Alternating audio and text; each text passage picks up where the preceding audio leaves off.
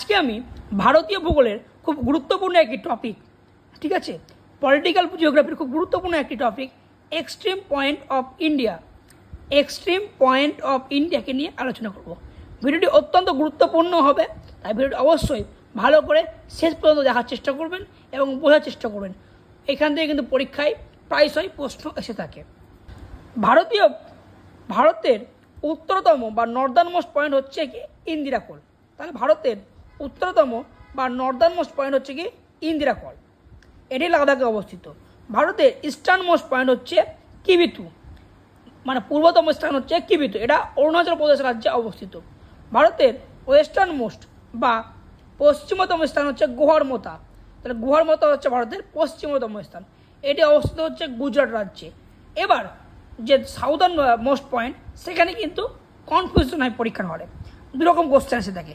একটি কোশ্চেন এসে থাকে ভারতের দক্ষিণতম স্থান, আরেকটি কোশ্চেন এসে থাকে ভারতের মূল ভূখণ্ডের দক্ষিণতম স্থান। ইংলিশে বললে এক southern most point in mainland আর southern most point of India. যদি প্রশ্ন আসে মেনল্যান্ডের মধ্যে সাউদার্ন মোস্ট পয়েন্ট কোনটা, তাহলে উত্তর হবে কন্যাকুমারী। তাহলে যদি মূল ভূখণ্ডের মধ্যে দক্ষিণতম স্থান এই প্রশ্নটি আসে, তাহলে তার উত্তর হবে কিন্তু কন্যাকুমারী। আর যদি প্রশ্ন আসে যে ভারতের দক্ষিণতম স্থান বা southern most point of India, তার উত্তর হবে পিগমিলিয়ন পয়েন্ট বা ইন্দিরা পয়েন্ট। তাহলে মূল ভূখণ্ড হলে বা মেনল্যান্ড হলে অ্যান্সার হবে কি কন্যাকুমারী। আর যদি সাউদার্ন মোস্ট পয়েন্ট বা দক্ষিণতম স্থান থাকে, তাহলে কিন্তু উত্তর হবে তোমার পিগমিলিয়ন পয়েন্ট বা ইন্দিরা পয়েন্ট।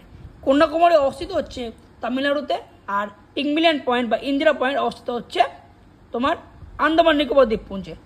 আরেকটা জিনিস, সাউদার্ন মোস্ট পয়েন্ট হচ্ছে ইন্দিরা পয়েন্ট আর নর্দার্ন মোস্ট পয়েন্ট হচ্ছে ইন্দিরা কোল। অনেকে কনফিউশন হয়ে যায় ইন্দিরা কোল আর ইন্দিরা পয়েন্ট। তাহলে উত্তরতম স্থান হচ্ছে কি ইন্দিরা কোল, আর দক্ষিণতম স্থান হচ্ছে কি ইন্দিরা পয়েন্ট। দক্ষিণতম স্থান পয়েন্ট আর উত্তরতম স্থান কোল। আশা করি ভিডিওটি তোমাদের ভালো লেগেছে এবং আশা করি তোমরা বিষয়টি বুঝতে পেরেছো। Thank you so much for watching my video. আরও এরকম ভিডিও পাওয়ার জন্য অবশ্যই আমার চ্যানেলটিকে সাবস্ক্রাইব করো এবং ফলো করো।